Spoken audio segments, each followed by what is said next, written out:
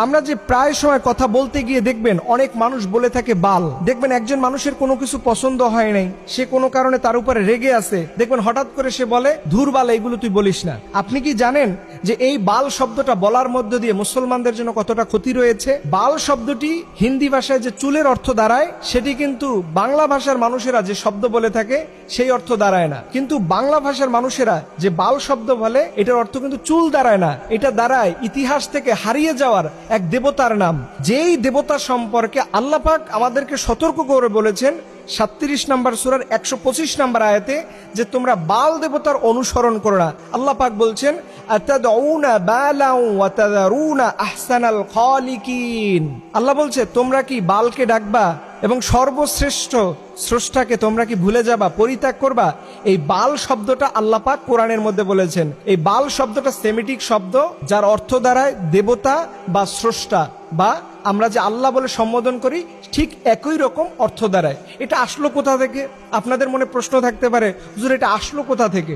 এটা আসছে মুসা আলাইহিস সালাম যখন আল্লাহর নির্দেশে 40 দিনের একটা ধ্যান করার জন্য তুর পাহাড়ে গেলেন, তখন ওনার যে অনুসারীরা ছিল তাদেরকে বলছে তোমরা যতটুকু আল্লাহর পক্ষ থেকে নিয়ম পেয়েছো এটাই মানবা। কিন্তু তার মধ্যে একজন ছিল সামিরি নামের।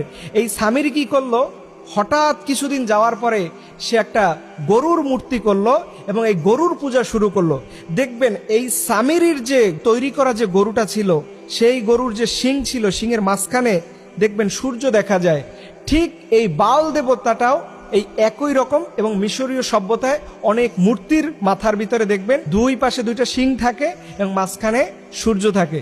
দেখেন এই শব্দগুলো, এটা হয়তো অনেকের কাছে বলবেন যে হুজুর এটা কি বলতেছেন, এটা কি কোনো সাবজেক্ট হলো, এগুলো কি আলোচনা কোনো বিষয় হলো? দেখেন এই সামিরির মাধ্যমে সেই সময়ের মুসা আলাইহিস সালামের মানুষেরা তারা সবাই আল্লাহর পানিশমেন্ট পাবেন। আল্লাহর সামনে সবাইকে অপরাধী হতে হবে শুধুমাত্র ওই গরুর পূজা করার কারণে, এই শিরিক করার কারণে, শুধুমাত্র এই বাল দেবতাকে অনুসরণ করার কারণে। অথচ আমরা খুব সহজেই এইগুলো বলতেছি, আমরা জানিও না কোন শব্দটা বললে ইসলামের দৃষ্টিকোণে রাইট আছে, কোন শব্দটা বললে ইসলামের দৃষ্টিকোণে রং আছে, এটা আমরা অনেকেই জানি না। কিন্তু আফসোসের বিষয় প্রিয় ভাইয়েরা, আমরা আমাদের লাইফে, আমাদের জীবনে যতদিন পর্যন্ত থাকি না কেন, সবার আগে ভাগে আমাদের ইসলামকে অনুসরণ করতে হবে।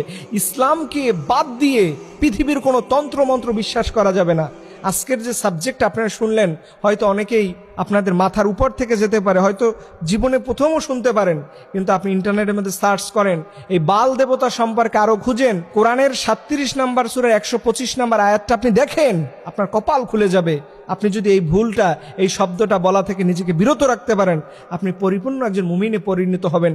আল্লাহ পাক রব্বুল আলামিন যেন আমাদের সবাইকে আমাদের জীবনের সকল গুনাহ থেকে মাফ করে দেয়, সকল আমিন।